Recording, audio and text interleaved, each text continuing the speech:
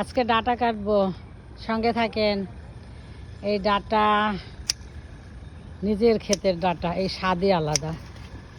আর এগুলি দিয়ে যে কোনো তরকারি রান্না করতে পারবেন। মাছ দিয়েও অনেক স্বাদ, ইলিশ মাছ, রুই মাছ, সব কিছুর সাথে ডিম, যে কোনো কিছু সাথে রান্না করলে অনেক স্বাদ। এটা দেখি কতগুলো একা খেতে পারবো এত ডাটা। দাও, আমার হাতে দাও। এই যে নিজের ক্ষেতের ডাটা।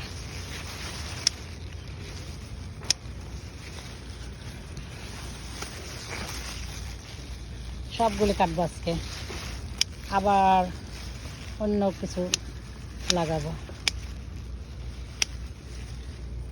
দাও।